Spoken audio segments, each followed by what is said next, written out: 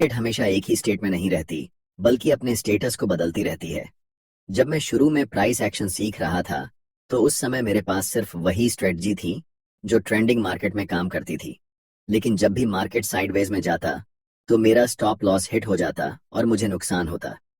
इसीलिए अगर आप डे ट्रेडिंग या स्कैल्पिंग करते हैं या करना चाहते हैं, तो मार्केट की ऑर्डर स्टेट को समझना बहुत जरूरी है। क्योंकि जैसा कि मैंने बताया, खासकर इंट्राडे में मार्केट 80% समय साइडवे ही रहता है। मार्केट का सबसे पहला स्टेट होता है ट्रेंडिंग स्टेट।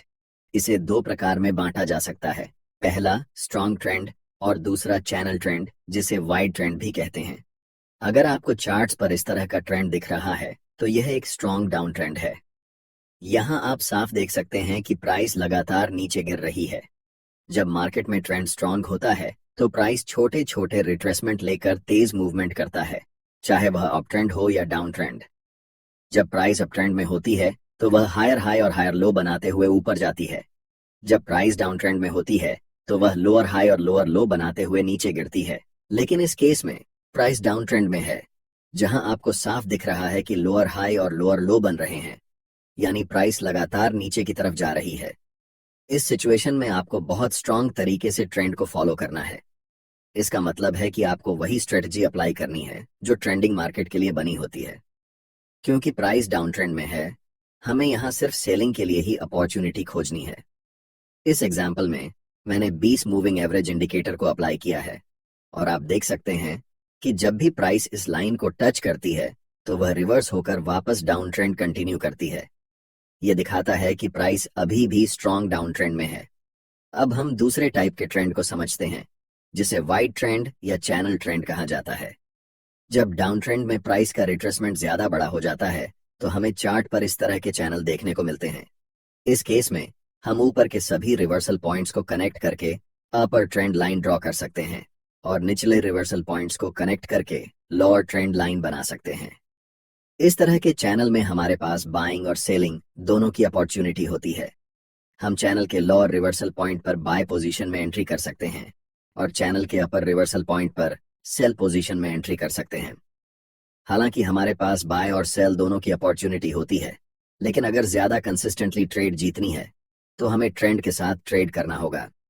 जैसे कि इस केस में अगर प्राइस डाउन ट्रेंड चैनल में है, तो सेल पोजीशन की ट्रेड्स लेने से ज्यादा प्रॉफिट होने के चांस होंगे। हम यहाँ पर एक बाय पोजीशन ले सकते थे। फिर जब अपर ट्रेंड लाइन पर प्राइस हिट होती, तो हमें एक बेयरिश कैंडल देखने को मिलती। ये इन्वर्टेड हैमर कैंडल थी, जिसे हम पिन बार कैंडल भी कहते हैं। यहाँ पर हम सेल ट्रेड ले सकते थे। इसके बाद जब प्राइस लोअर ट्रेंड लाइन पर आई, तो हमें एक बुलिश इंगुल्फिंग कैंडल देखने को मिली, जहां से हम बाय पोजीशन ले सकते थे। फिर जब प्राइस दोबारा अपर ट्रेंड लाइन पर हिट हुई, तो हमें एक बेयर इंगुल्फिंग कैंडल दिखी, जहां से हम सेल पोजीशन ले सकते थे। मार्केट की दूसरी स्टेज होती है रिवर्सल स्टेट। इस स्टेट में ट्रेड करना सबसे ज्यादा मुश्किल होता है, इसलिए इसे समझने के लिए वीडियो को बहुत ध्यान से देखना। अगर आप मार्केट में नॉर्मली रिवर्सल ट्रेड करने जाएंगे, तो 80% टाइम आपका स्टॉप लॉस हिट हो जाएगा। लेकिन आज मैं आपको एक ऐसी पॉइंट स्ट्रेटजी बताने वाला हूं, जिससे आप कम से कम 50% टाइम सही ट्रेड ले पाएंगे। मार्केट में प्राइस कभी भी रैंडम मूव नहीं करता, उसे चाहिए होता है स्टॉप लॉस। अगर आपने नोकिया के पुराने फोन में स्नेक गेम खेला होगा, तो आपको पता होगा कि स्नेक वहीं जाता है जहां उसका खाना होता है। इसी तरह मार्केट में भी प्राइस वहीं जाता है जहां स्टॉप लॉस होते हैं। अगर हम इसी चार्ट में सबसे रीसेंट लोअर लो को देखें, तो लास्ट सेकंड लोअर लो सबसे नीचे बना हुआ है। इसका मतलब ये है कि यहाँ पर जिन लोगों ने बाय पोजीशन में एंट्री ली थी, उन्होंने इस कैंडल को ब्रेकआउट समझकर अपना स्टॉप लॉस इसी लेवल पर रखा होगा। इसी वजह से यहाँ ब्रेकआउट फेल हुआ। मार्केट ने इन दोनों स्टॉप लॉस को हिट किया, और जैसे ही इस प्राइस को ब्रेक किया, आप देख सकते हैं कि इसी पॉइंट से प्राइस रिवर्स हो गई। इसके पीछे एक और बड़ा कारण था। जब आप इसी चार्ट को बड़े टाइम फ्रेम में देखेंगे, अभी यह 1 मिनट टाइम फ्रेम में है, लेकिन अगर इसे 3 मिनट टाइम फ्रेम में देखेंगे, तो आपको दिखेगा कि प्राइस इसी लेवल से रिवर्स हो गई है। इसका मतलब यह है कि यह लेवल बहुत ज्यादा इंपॉर्टेंट था। जब कोई लेवल बार बार सर्वाइव करता है, तो वह एक स्ट्रॉन्ग की लेवल बन जाता है। यही वजह थी कि जब अगली बार प्राइस इस लेवल पर आई, तो यहीं से रिवर्स कर गई। इस जगह पर बाय पोजीशन लेने के लिए हमारे पास कई स्ट्रॉन्ग कंफर्मेशन थे। पहला ये कि यह एक इंपॉर्टेंट की लेवल था। दूसरा, ये 1 मिनट के टाइम फ्रेम पर स्टॉप लॉस हंटिंग हुई। हमेशा ध्यान रखना कि स्टॉप लॉस हंटिंग छोटे टाइम फ्रेम पर ज्यादा वैलिड होती है, जबकि बड़े टाइम फ्रेम पर की लेवल, सप्लाई और डिमांड जैसी चीजें ज्यादा इंपॉर्टेंट होती हैं। तीसरा, इस इंपॉर्टेंट ट्रेंड लाइन का ब्रेकआउट होना, और वह भी एक स्ट्रॉन्ग बुलिश कैंडलस्टिक पैटर्न के साथ। इन चारों कंफर्मेशन के बाद हम यहाँ पर बाय पोजीशन में एंट्री करते हैं। ट्रेड में एंट्री करने के लिए इस ब्रेकआउट कैंडल के हाई पर एक लाइन मार्क करनी होगी, और जब भी नेक्स्ट कैंडल इस लेवल को ब्रेक करेगी तब हमें बाय पोजीशन में एंट्री करनी है। स्टॉप लॉस नियरेस्ट लो पर होगा और टारगेट के लिए हम प्रीवियस की लेवल को रख सकते हैं।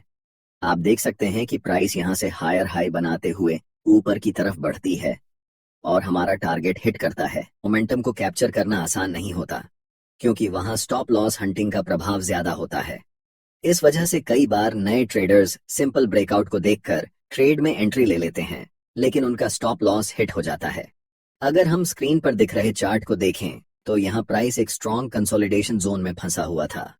हमेशा यह ध्यान रखना चाहिए कि कंसोलिडेशन जोन के अंदर ट्रेड नहीं लेना चाहिए, क्योंकि यहाँ मार्केट बार बार स्टॉप लॉस हंट करता है। जब हमें इस रेंज का पहला ब्रेकआउट मिला तो प्राइस ने एक रेड कैंडल बनाई और तुरंत रिवर्स हो गया। लेकिन जब असली ब्रेकआउट हुआ तो देखा जा सकता है कि कैंडल कितनी बड़ी बनी है। इस तरह की कैंडल में आमतौर पर रिटेलर एंट्री नहीं लेते, क्योंकि उन्हें लगता है कि स्टॉप लॉस बहुत बड़ा हो जाएगा और रिस्क रिवॉर्ड उनके फेवर में नहीं रहेगा। सही तरीके से एंट्री करने के लिए हमेशा रिट्रेसमेंट का इंतजार करना चाहिए। जब प्राइस वापस उसी लेवल तक आए जो पहले सपोर्ट था और अब रेजिस्टेंस बन चुका है, तभी हमें सही एंट्री मिलती है।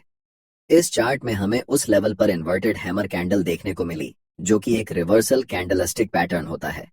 इस कैंडल के लो पर एक लाइन मार्क की जाती है, और जब अगली कैंडल इस लाइन को ब्रेक करती है तब सेल पोजीशन में एंट्री ली जाती है।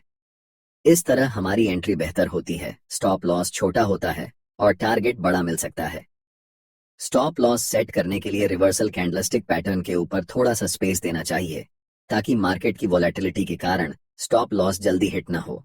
टारगेट के लिए पिछले महत्वपूर्ण लेवल्स को ध्यान में रखा जा सकता है। अगर इस पूरे प्रोसेस को सही से फॉलो किया जाए तो ट्रेडिंग में सफलता की संभावना बढ़ जाती है। इस चार्ट में भी देखा जा सकता है कि प्राइस ने लोअर लो और लोअर हाई बनाते हुए हमारा